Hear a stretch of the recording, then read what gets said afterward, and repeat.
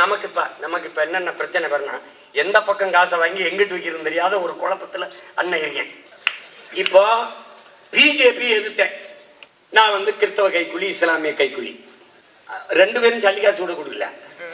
ஒத்த ஓட்டு கூட போடாத, ஒத்த ஓட்டு கூட போடாம மொத்த ஓட்டையும் திமுக போட்டு என் கையில திருவிழா கொடுத்தான். நான் தெருவோடுதேன் விளங்குதா? அது ஒரு கூலி. திமுகவை எதிர்த்தோம். இந்த இயக்கம் தோற்கடிக்கப்பட்டதை அவங்கள தொலைக்கத்தான். உனக்கு புரியுதுன்னு நினைக்கிறேன். அப்ப அவன் என்ன பண்ணா, திமுகவை எதிர்க்கும் போது RSS பிஜேபி கைக்கூலி பிடி கூலி வாங்கி வாங்கி இந்த கை சிறந்துக்கிறான். இவன் கூலி இவனும் கொடுக்கலாம். இப்போ இப்போ விஜய் அவர்களை எதிர்க்கல. எதிர்க்கிறதுனா என்னன்னே தெரியல அவங்களுக்கு. நாங்க சில கேள்விகளை முன் வச்சோம். அப்படித்தான் தட்சாலி வரான சில கேள்விகளை முன் வச்சான். அதுக்கு பதில் திறந்தா சொல்லணும், என்ன போகணும். எங்களை விமர்சிக்கிற, எங்களை எதிர்க்கிறீ, அவ்வளவு பெரிய ஆள் கிடையாது. ஒண்ணு, நான் பகிரங்கமாக என் தாத்தன் மேல சத்தியமிட்டு சொல்றேன், என்னை எதிர்ப்பவன் எல்லாம் என் எதிரி கிடையாது. நான் யாரை எதிர்க்கிறேனோ அவன் தான் என் எதிரி. எனக்கு நண்பனா இருக்க உனக்கு ஒரு தகுதியும் தேவையில்லை. ஆனால் எதிரியாக இருக்க உனக்கு நிறைய தகுதிகளை வளர்த்துக்கிட்டு வரணும். நீ வேலுநாச்சியார படமா வச்சுட்டா மறவர் எல்லாம் தென் மாவட்டத்தில் முக்குளத்தோரெல்லாம் ஓட்டு போடுவான்னு சொல்லி வச்சா இல்லை, சொல்லி வச்சான்ல, அவன்கிட்ட கேளு என்னங்க இந்த பேச்சு பேசுறாருன்னு. அவன் அம்பேத்கரை போட்டா தாழ்த்தப்பட்ட எல்லாரும் ஓட்டு போட்டுறான்னு நினைக்கிறேன்.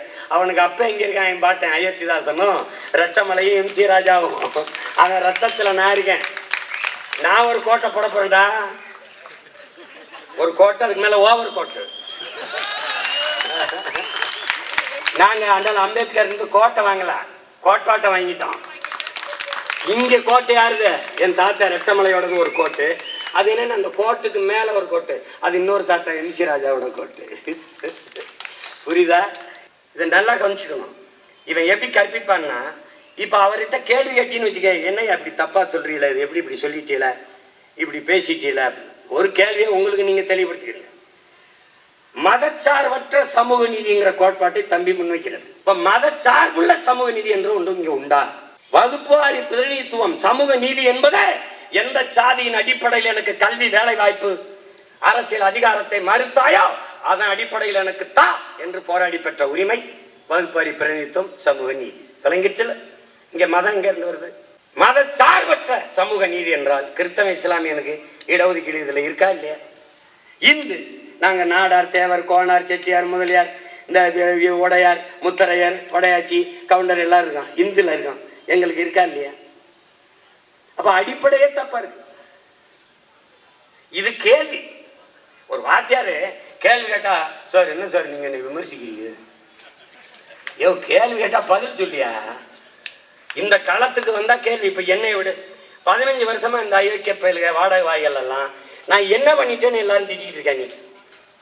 மண்ணெளி வித்தனா, மலையை குவாரின்னு வெட்டினா, இல்லை ஊழல் லஞ்சத்தை பல லட்சம் கோடி வாங்கினா, இல்லை 4000 கோடி போட்டு மழை நீர் வழிந்தோட காவா வெட்டுறேன்னு வாய்க்கில் போட்டனா, என்னடா யோக்கிய பிள்ளை என்னடா திட்டுற என்ன? அப்பத்தான் உன் வட்டியில சோறு விடும். பத்தியா என்னை பேசிட்டாண்டா பிச்சை சாப்பிட்டு இருக்க பரதேசி. இதை புரிஞ்சுக்க. நான் வெல்லாமல பல குடும்பங்களை உங்களை வாழ வச்சுக்கிட்டு இருக்கா. நீ மானஸ்தண்டா, நல்ல ஆத்தாளுக்கு அப்பளுக்கும் பிறந்த மானஸ்தண்டா, தன்மானமிக்க தமிழ் மண்ணில் பிறந்த நீ ஒரு ரத்தத்துல பிறந்திருந்த என் பேரை உச்சரிக்காம வளையடி நடத்துறா.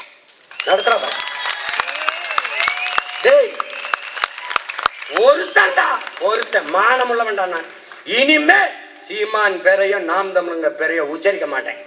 அதுல இருந்து வர்ற ஒத்த பைசா எனக்கு வேணா, என் நெத்தியில செத்து போனா கூட வைக்க கூடாதா ஒத்த போட்டு சொல்றான். நல்ல ஆத்தாளுக்கு பிறந்த பிச்சைக்கார பயல. அவர் ஏன் மஞ்ச பணியம் போட்டாப்ல, அவர் ஏன் கருப்பு இது போட்டாப்ல, இன்னைக்கு எங்க காலையில் அவர் இடியப்பம் சாப்பிட்டாப்ல. டேய் என்னங்க அவர் போற போது அவர் பாட்டுக்கு இப்படி கை கட்டிட்டு போறாப்ல. டேய் நானே ஒரு டைரக்டரா, எனக்கு ஏன்டா 20 பேருக்கு வந்து டைரக்ஷன் பண்றீங்க? இந்த உலகத்திலே என்னை ஒருத்தன் இயக்க முடியும்னா ஒரே ஒருத்தன் தான்டா, அது என் உயிர் தலைவன் மட்டும்தான்டா. அவனுடைய தத்துவம் மட்டும்தான் என்னை வழிநடத்தும். பல்லாயிரக்கணக்கான ஆண்டுகள் வாழ்ந்த எமது முன்னவர்கள் கனவுதான் என்னை வழிநடத்தும். என் கால்கள் வழிநடத்தி நடக்கிற மகன் அல்ல, என் கனவு வழிநடத்தி நடக்கிற மகன் நான்.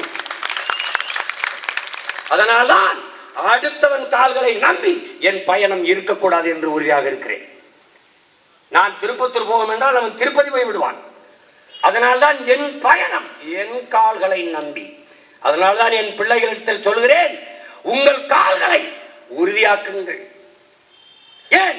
நமக்கு இலக்கை குறித்தாகிவிட்டது, பயணம் தொடங்கியாகிவிட்டது, தூரம் சற்று அதிகமாக இருக்கிறது. கால்களை உறுதி செய்யுங்கள் என்று சொல்வதற்கு காரணம் அதுதான்.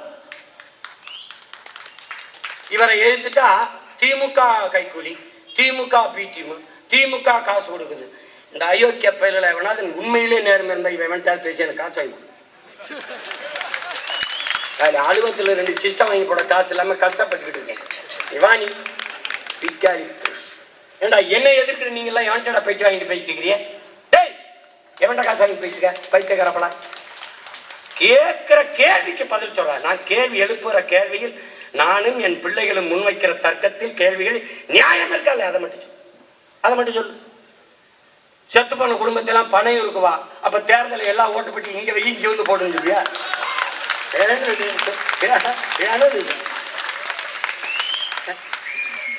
பண்ணையார் கூட பஞ்சாயத்துக்கு வருவார். பனையூர் பஞ்சாயத்து என் வீட்டுல தான் ஆலமரத்துக்கே வரமாட்டேன்,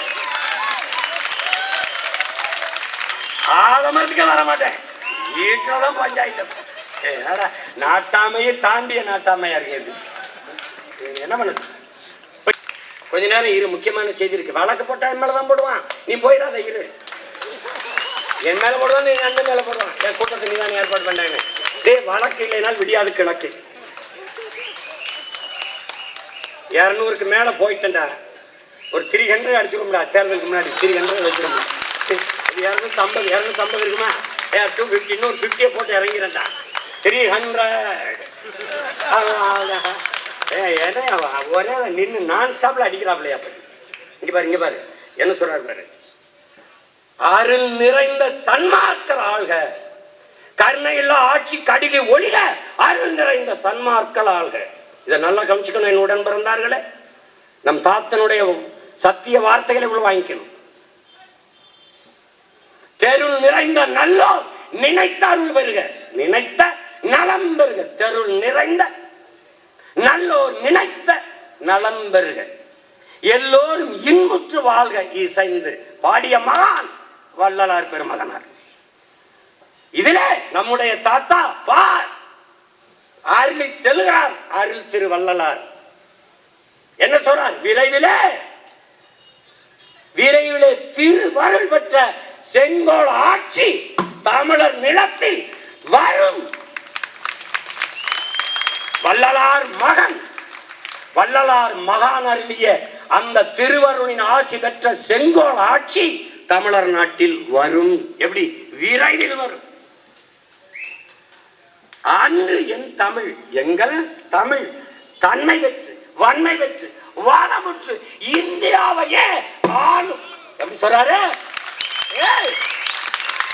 சொல்றாரு பாரு, இந்தியாவை ஆளும். இப்ப தெரியாதா அவர் பேசிய தேசியம் தமிழ் தேசியம்னு? அதெல்லாம் பேரை நான் பேசுறேன். என் தமிழ் தன்மை பெற்று வன்மை பெற்று வளமுற்று இந்தியாவையே ஆளுங்கிறார். எப்போ? இந்த தீயோர் ஆட்சி கடிகை ஒளிந்து அருள் நிறைந்த சன்மார்க்கர் ஆளும் போது, வள்ளலார் கனவு கண்ட தெய்வ திருமகன் கனவு கண்ட அவர் பிள்ளைகள் செங்கோலை தூக்கும் போது இந்த ஆட்சி மலரும். அது எப்ப மலருங்கிற? விரைவில், விரைவில். அது அவர் மொழியில சமீபத்திருக்கிறதுங்கிறது, சமீபத்தில் இருக்கிறது, சமீபத்தில் இருக்கிறதுங்கிறது. நான் அதை விரைவில் சொல்றேன். அதையேதான் சொல்றார். அதையேதான் யாமறிந்த மொழிகளிலே தமிழ் மொழி போல் இனிதானது எங்கும் காணோம் என்று பாரதி பாடினாங்கிறார். நம்முடைய பாட்டன் பாரதி பாடியதை சொல்லி, நாடு சேமமுற வேண்டுமெனில், சேமமுற வேண்டுமெனில் தமிழ் முழக்கம் தெருவெல்லாம் செழிக்க செய்தல் வேண்டும். பாரதி பாடின பாட்டை சொல்றாரு. பாரதி சிறந்தார், அவர் மகாகவி. நாடு சேமமுற வேண்டுமெனில் தெருவெல்லாம் தமிழ் முழக்கம் செழிக்க செய்ய வேண்டும் என்று. அடுத்தது சொல்றாரு, இதை ஏற்போர் மறுப்போர் எவர் இருப்பினும் என் அன்னை தமிழ் ஒரு நாள் விரைவில் அரியணை ஏறுவான் என்று சொல்றார். இவன் ஏற்கிறான், அவன் எதிர்க்கிறான், அவன் மறுக்கிறான், அதை பத்தி கவலை அல்ல. அவள் அரியணை ஏறுவாள். ஏன்? தெய்வ திருவருள் முன்பு சின்ன அரசுகள் எதிர்ப்பு எடுபடாதுங்கிற. யாரு தெய்வ அருள் பெற்றவன்? தெய்வ திருமகன் அருள், வள்ளலார் அருள், திருமுருக பெருமான் அருள், வீரமா காளி அருள் பெற்ற ஒரே மகன் பிரபாகரன் மகன் நான் தான்.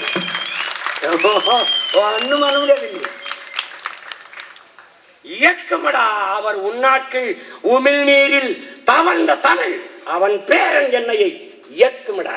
இயக்கும் எப்படி சொல்றாரு பாரு. ஒருத்தனும் ஒண்ணும் பண்ண முடியாது. அந்த அதிகாரம் அன்னை தமிழ் அரியணை ஏறிய உடனே திருக்குறள் அதை எப்படி சொல்றாரு, எந்நாட்டவர்க்கும் எக்காலத்தவர்க்கும் எச்சமயத்தவர்க்கும் ஏற்ற ஒரு வாழ்வியல் நெறி உலகத்தில் உண்டென்றால் அது வள்ளுவர் நாயனார், திருவள்ளுவர் நாயனார் தந்தருளிய திருக்குறள் தான் என்று பதிவு செய்கிறார். அன்னைக்கு சொல்றார், அப்படி ஒரு அன்னை தமிழ் அரியணை ஏறுகிற போது எங்கள் குரல் அதனுடைய மேன்மை அதனுடைய மாண்பை அறிந்துணர்ந்த மக்களை பெற்றிருக்கும். இப்ப திருக்குறளை வேணும் படிக்கிறது இல்லை, திருக்குறளை மனப்பாட பாட்டு அப்படி சொல்லிட்டு அடுத்த வார்த்தை பாரு, இதை உலகாலும் என் அம்மை மீனாட்சி உலகம்மை மீனாட்சி அவ அருள் வாங்குறா, இதுக்கு எனக்கு துணையா இருப்பாங்கிறவள.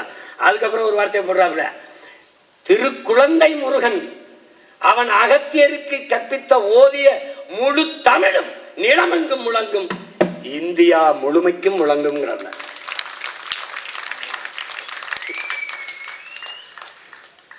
எப்படி சீமான் இந்தியா முழுமைக்கும் எங்கும் தமிழ் எதிரும் தமிழ் இந்த மாதிரிலாம் சாசா மொபைல் சிக்கபைல்ஸ் அதெல்லாம் எழுத முடியாது. எல்லாம் தமிழ்ல இருக்கும். சென்னை வெண்ணூர் நிலத்தில் இறங்கினீங்கன்னா தமிழ் தெரிஞ்சாதான் இங்கே வாழ முடியும். வேணா பயன்பாட்டு மொழியா ஒருத்தர் 2 பேர் பிரான்ஸ்ல போய் இங்கிலீஷ் வச்சு எப்படி வாழ முடியாதோ, பிரெஞ்சு தெரியாம அப்படி எவன் வந்தாலும் இங்க தமிழ் கற்றுக்கிட்டு தான் வரணும்.